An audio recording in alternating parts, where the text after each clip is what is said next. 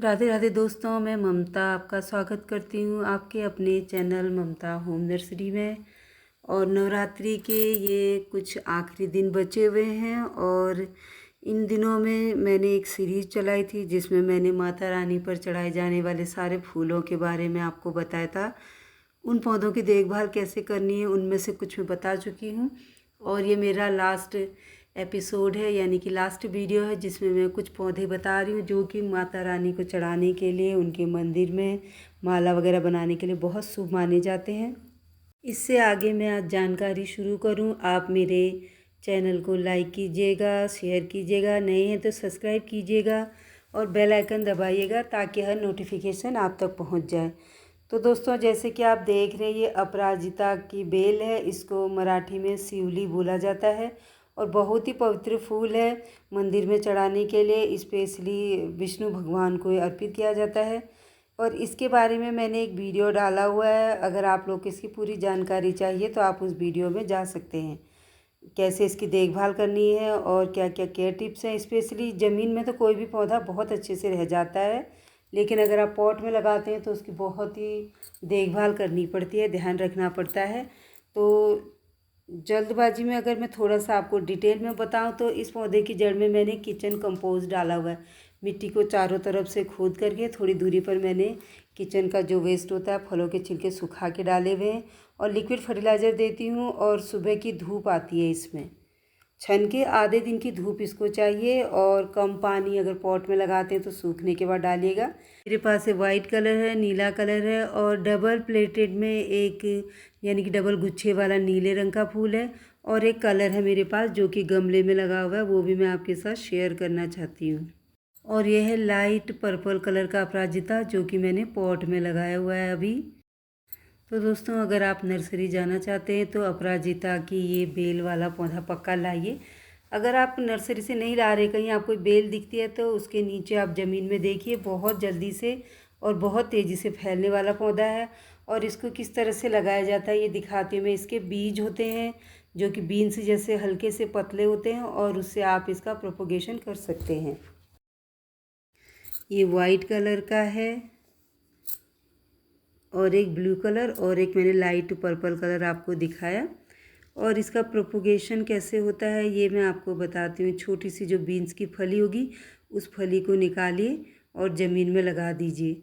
और इसमें बहुत, अगर आपको फली नहीं चाहिए तो ज़मीन में नीचे देखिए, बहुत सारे आपको पौधे मिल जाएंगे और बहुत आसानी से, बहुत तेज़ी से फैलने वाला ये पौधा अपराजिता का है। और इसके केयर टिप्स मैंने डाले हुए हैं, तो अगर आपको इसको केयर टिप्स चाहिए तो मेरे पीछे के वीडियो में जाइएगा। और अगला पौधा है गेंदे का, यानी कि अगला फूल है गेंदे का जो कि बहुत ही सुंदर होता है। कई रंगों में, कई कलरों में और कई आकार में आता है।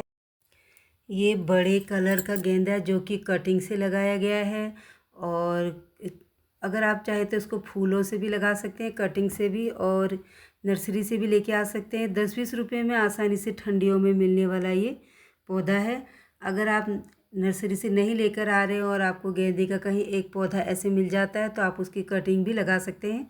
जो आपने पीछे येलो वाला देखा था वो मैंने कटिंग से लगाया हुआ है और ये भी कटिंग वाला है मेरा ज़्यादातर। इसमें 1-2 पौधे मैं लाई थी जो कि ग्रोथ हो गई और फिर मैंने कटिंग कर दिया। और फ्लावर वगैरह इसमें इसलिए कम है क्योंकि आजकल नवरात्रि का सीज़न है और काफ़ी लोग इसके फूल को ले जाते हैं। दूसरा, इस तरफ थोड़ा सा धूप कम पड़ रही है, इसको आधे दिन की धूप तो पक्का चाहिए। ठंडियों वाली धूप इसको बहुत पसंद होती है।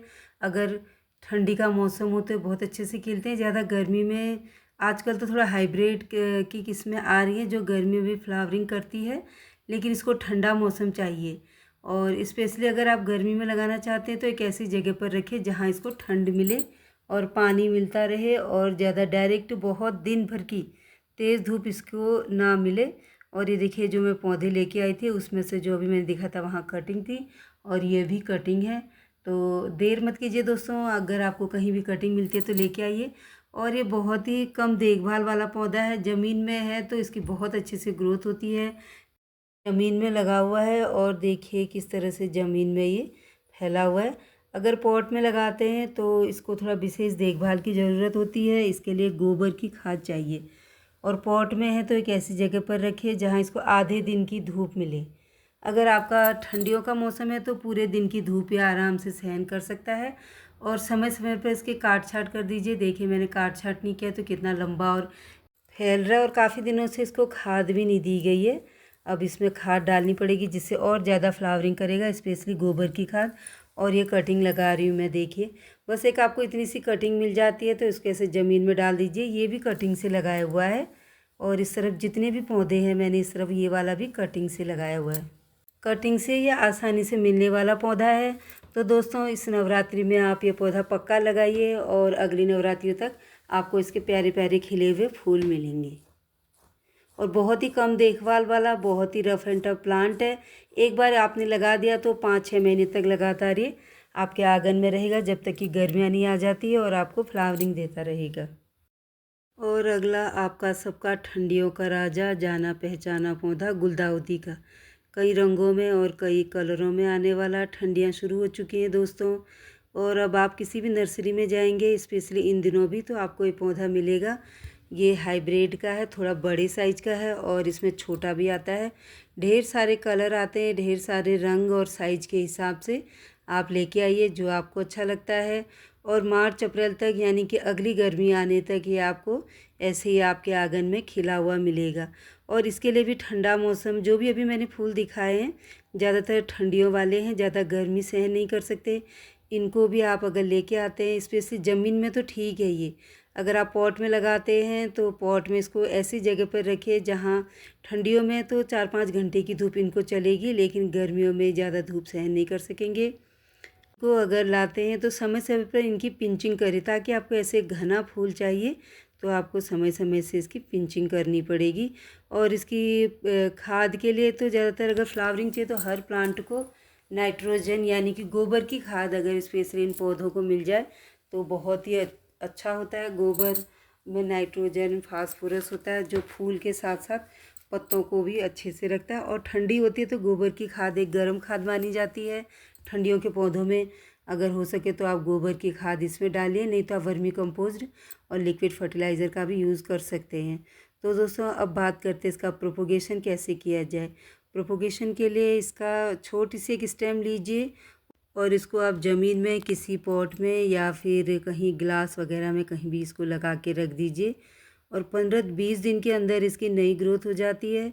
और इसकी प्रूनिंग बहुत ज़रूरी है। अगर जब तक फ्लावरिंग नहीं होती है तो आप इसको पिंचिंग कीजिए और ऐसे काट करके लगाइए, और 1 से 2, 2 से 4 बनाइए।